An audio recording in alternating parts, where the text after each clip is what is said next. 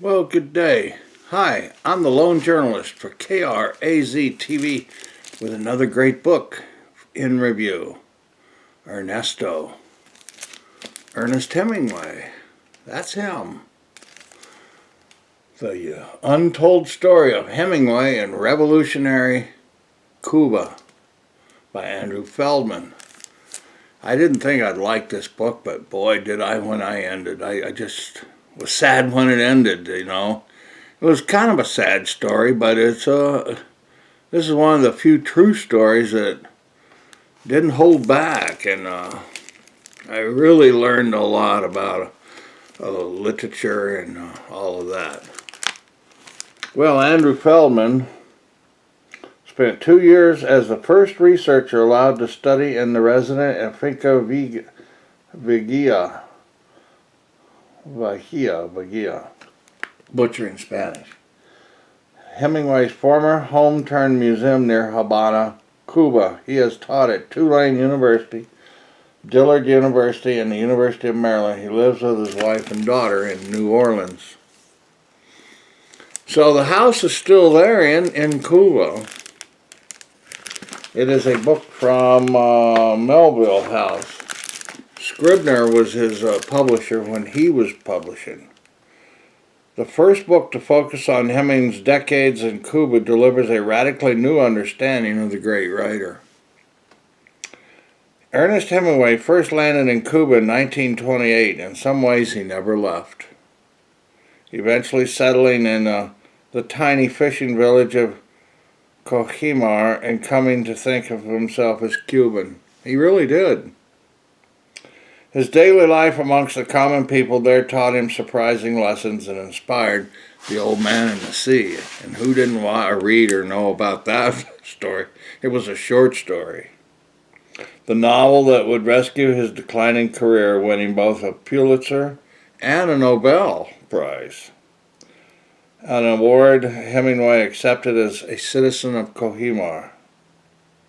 In fact, he gave the medal to Cuba, and it's still, I guess, there in the house at the museum. And Ernesto, Andrew Feldman uses unprecedented access to newly available archives to tell the full story of Hemingway's self-professed Cubanness. His respect for local fishermen, his long-running affair with a Cuban woman, the warmth of his adoptive Cuban family, the strong influences on his work by Cuban writers, his connection to Cuban political figures and celebrities, his denunciation of American imperial ambitions, and his enthusiastic role in the revolution. With a focus on the island's violent political upheavals and tensions which pulled Hemingway between his birthplace and his adopted country, Feldman offers a new angle on our most influential literary figure. Far from being a post-success, post-suicide exile, Hemingway's decades in Cuba were the richest and most dramatic of his life, and a surprising instance which the famous American bully sought redemption through loyalty to the underdog. Well, that sure is a true story,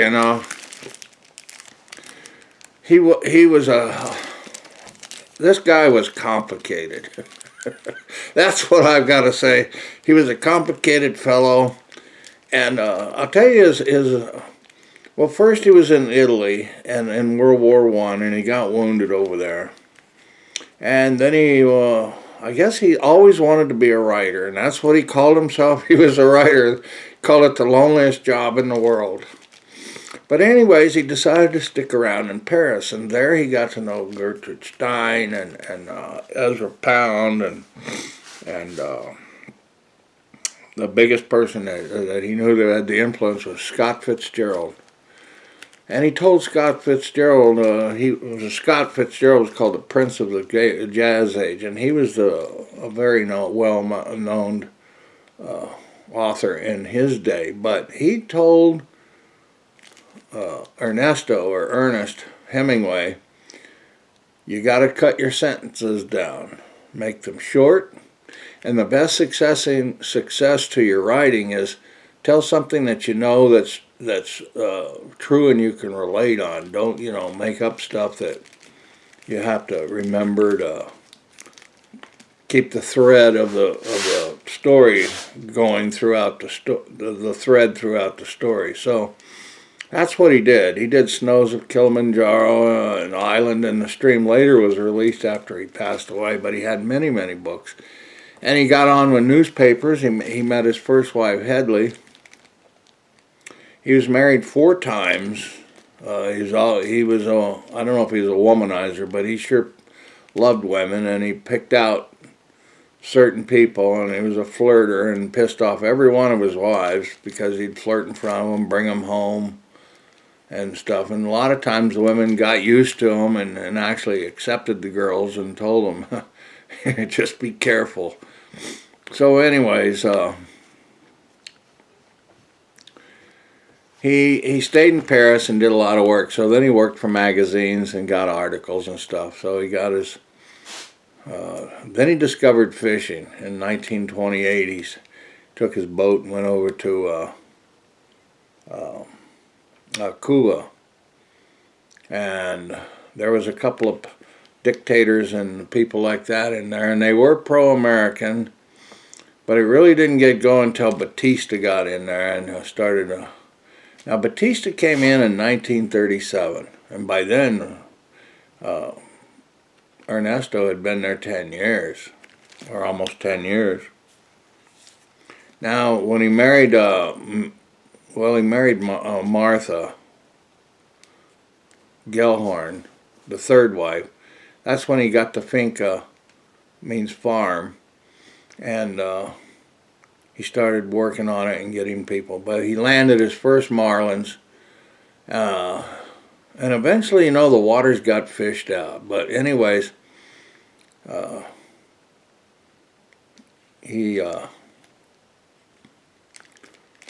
me put it this way. He came and went. He lived in Key West, but he always went back to Cuba. Then he started helping run a little bit of alcohol. He was notoriously drink alcohol a lot. It probably helped ruin him a little bit, but he did in the end quit drinking, because he had to. It's an amazing story. But he did pre-war. I mean, during the Second World War, he volunteered with the Navy because the U-boats were sinking stuff in the Caribbean. And so they paid him $500 a month and turned his boat into a hooligan's navy. And they gave him machine guns and all that stuff to help patrol the waters around Cuba. And so he fished at the same time. He'd take people out on boats, and a lot of people come visit him. They'd go out and stuff.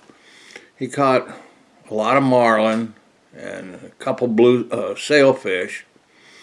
And then the war ended. Then he went back over to Italy and there, and then he did a lot of work in Africa, and his son turned out to be a hunter in Tanganyika, then it was called. So he was all over the map. He killed a lot of game. That's just the way stuff was back then, And his wife went to, I think his second wife, they were in Pauline. They were big into Africa and stuff. So he was always running back and forth between the United States, and he put a lot of miles on his body. He had a place in Ketchum, Idaho. He loved Wyoming and Montana, Bozeman.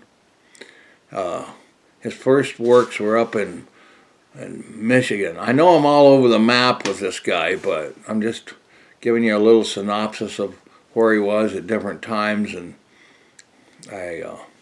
his father committed suicide, and he never forgave his mother, and he never attended his funeral. And speaking about the suicides, eventually, when he thought, I would never kill myself, but then in the end he did. And what happened was Now they think that it was a rare genetic disorder because his youngest son died, killed himself, I think. I'm pretty sure.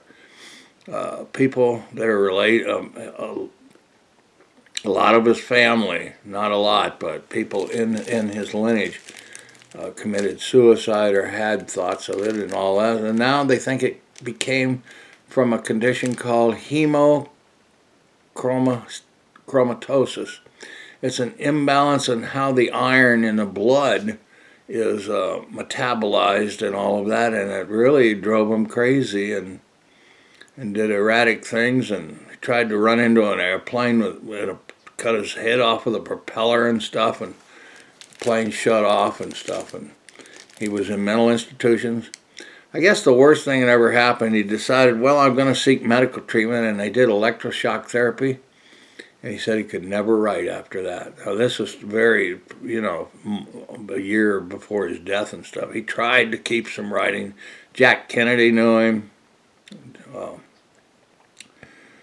But anyways, on July the 2nd of 1961, he finally got up, took a double-barreled shotgun, and blew his brains out at exactly 7 o'clock. He timed it. And his wife, Mary Welsh, she was the little fourth wife, she always insisted it was an accident, but it was just to get her to get over it anyways. But anyway, now we know the clue that what probably was a genetic disorder in the family is what drove them to this situations. But he knew Castro. Eventually, Castro was a doctor. Che Guevara was a doctor in Buenos Aires, and he hung out with Cuba with Castro in Cuba for many years, and they almost lost their lives. They went from Mexico, where they were hiding out back, and almost got strafed, and only a couple of them were left. But they did build up the forces eventually and overtake Batista and ran his butt off. They always encouraged the mobs, and they had large casinos, and prostitution ran rampant in Cuba. And when now he had a president, and this was Castro, and then when he came to the United States, he's the prime minister, and the president outlawed casinos and brothels while he was gone. They said, well, might as well keep him out of there. But anyways, the United States gave this guy, Hemingway, a lot of crap for being a sympathizer and all of that. But when he did he got the Pulitzer for Old Man in the Sea, and he got that from his fisher people that helped him fish, and based it on Santiago, or the guy's name was Santiago. So it's just a sweet story, and the Cuban people really loved him and still love him today. And his bust is in a bar, La Floridita, and he turned his farm into a museum today, and it's still there. And like Feldman was the very first American allowed in there to do the research and hung out, so he's a lucky guy. Anyways, they tried to intimidate him, tell him he would be arrested and his citizenship revoked and all of this stuff. But he stayed for a little while longer, and he sponsored the first marlin fishing contest in Cuba, and of course Castro and Che were on the boat and caught some fish, and actually Castro won a few, got lucky and hooked 2 marlins, and so he got the big prizes, which was amazing.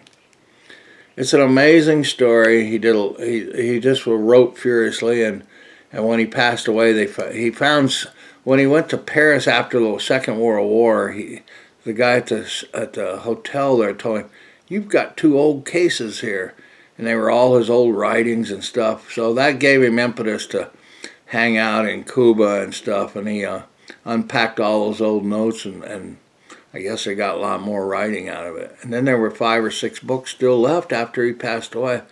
So he became very prolific. He did not go to Stockholm to receive the awards, but the Americans people did. Ambassador accepted the award for him. So, He was up and down. He was a heavy drinker, but he was prolific, and like I said, he took the Nobel Prize for literature. So he was just all over the place, but he's now considered one of the world's greatest literary writers, and I have read a few of his books, and now it's inspired me to read more. So hoping that I've overdone this long story about Ernest Hemingway and inspire you to read this book. We got this book at the Tucson, Pima County Library. It's called Ernesto, the Untold Story of Hemingway and Revolutionary Cuba by Andrew Feldman. Thanks for watching, and watch all of our other book reviews at the Zero Channel. You can find that at KRAZTV.com. Go to the Craze TV channel and hit other channels. This is an adult book. Thank you and goodbye.